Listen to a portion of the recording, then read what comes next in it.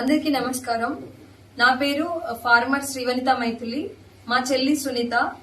మేము 2012 నుండి గో ఆధారిత వ్యవసాయంలో ఉన్నాము. అంటే గోవు పేడ, గోమూత్రము, ఎద్దుల పేడ, ఎద్దుల మూత్రము, వీటితో పంచగవ్యాలతో వ్యవసాయం చేసే వ్యవసాయ పద్ధతిలో ఉన్నాము.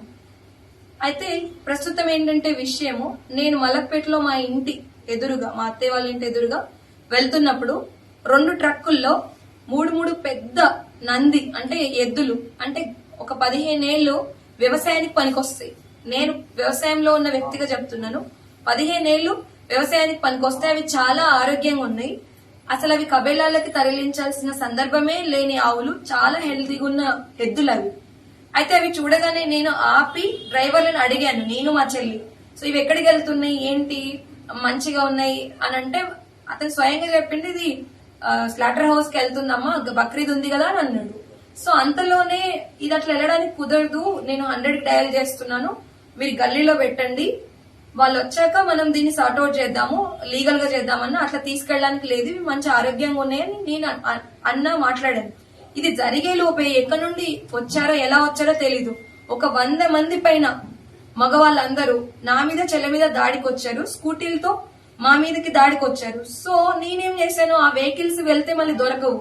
అంత మంచి ఎద్దులు ఎట్లా వాటిని సంరక్షించడము, ఇది లీగల్ గానే, ఇది అయ్యాకనే నేను ఒక నిర్ణయానికి రావాలని, నన్ను నేను కాపాడుకోవడానికి, చెల్లెని కాపాడుకోవడానికి, ఆ వెహికల్ పోకుండా ఉండడానికి మేము ఆ వెహికల్ ఎక్కినాం. సో ఎక్కి నేను చెప్పాల్సినవి, వాళ్ళు చాలా అసభ్యకరమైన మాటలు, మేము మీ మీద నుండి వెహికల్ ఎక్కిచ్చేస్తాం, ఇక్కడే చంపేస్తాము, ఖచ్చితంగా వీటిని కోసుకొని తింటాం, ఏం చేస్తారో చెయ్యి, ఇలా చాలా చాలా ఇంకా బూతు మాటలు కూడా వాళ్ళ భాషలో తిట్టారు. సో ఇక్కడ ఏంటంటే, నేను ఏ పార్టీ, మతము, ధర్మం గురించి కాదు ఇక్కడ చెప్పేది, జీవో రక్ష పరమో ధర్మ. సో మనం అన్ని జీవుల్ని కాపాడాలి. ఇక్కడ వాళ్ళని చంపడం గురించి, మీది నాది ప్రాణంగాని వాటిది ప్రాణం కాదా, ఇలా చంపడానికి లీగల్ గా లేదు. ఆరోగ్యంగా ఉన్న ఎద్దుల్ని వీటిని చంపడానికి లీగల్ గా లేదు. అండ్ ఎనిమల్ తీసుకున్నా కూడా, జంతువులకు కూడా వాటిని బ్రతికే హక్కు వాటికి ఉంది. చిలకల్ని కూడా పంజరంలో పెడితే కూడా పెద్ద పెద్ద కేసులు అవడానికి చట్టంగా కేసులు ఉన్నాయి, చట్టపరంగా నియమాలు ఉన్నాయి. అలాగే వీటికి బ్రతికే హక్కు ఉంది. సో ఆ పరంగా నేను ప్రశ్నించాను. వ్యవసాయంలో ఉన్న వ్యక్తిగా ఎద్దుల పైన ఉన్న ఎద్దుల్ని మా ఇంట్లో భాగంగా మేము పూజిస్తాము, మేము వ్యవసాయంలో భాగంగా వాటిని ఒక అన్నదమ్ములాగా చూసుకుంటాం.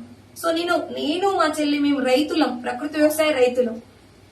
సో ఈ గో ఆధారిత వ్యవసాయంలో భాగంగా, గోరక్షక్లో నేను భాగంగా ఖచ్చితంగా దీన్ని ఆపాలనే ఉద్దేశంతో ఆ స్పాంటేనియస్ గా కనబడేసరికి నేను చేశాను తప్ప, ఇది ఎక్కడ ఏ రానడగా జరిగింది కాదు, ఏది కాదు. సో ఈ రకంగా జరిగాక వాళ్ళు వెహికల్ తీసుకెళ్లిపోయారు. వెహికల్ తీసుకెళ్లిపోయి పక్కనే ఇక్కడ మలక్పేటలోనే ఏదైతే గల్లీలో తీసుకెళ్లి వాళ్ళ బిల్డింగ్స్ అండర్ లో ఉన్న ప్లేస్ లోకి తీయలేరు, ఖచ్చితంగా వస్తాం, మీరు ఏం మీకలేరు, ఇలాంటి మాటలు మాట్లాడారు. అంతలో ఏంటంటే మన పోలీస్ వాళ్ళు కొందరు మన వచ్చేసి మమ్మల్ని సేఫ్ గా పోలీస్ స్టేషన్ తీసుకెళ్లి జరిగిన విషయం ఏంటని తెలుసుకొని ఇదంతా కూడా రాయించి కంప్లైంట్ ఇవ్వడం జరుగుతుంది. సో ఇక్కడ నేను విన్నవించే విషయం ఏంటంటే, మనం మనుషులను బ్రతుకుండడానికి ఆకుకూరలు, కూరగాయలు ఇవన్నీ శాకాహారం తింటే సరిపోతుంది, మిగిలిన జీవులన్నింటినీ చంపుకొని తినాల్సిన అవసరం లేదు. ఇక్కడ ఎద్దుల్ని ప్రత్యేకంగా, ఆవుల్ని ప్రత్యేకంగా ఎందుకు అంటున్నామంటే, అవి మా జీవన విధానంలో ఒక భాగంగా మేము సంరక్షించాలంటున్నాం తప్ప ఏ మతాలను వ్యతిరేకించి కాదు.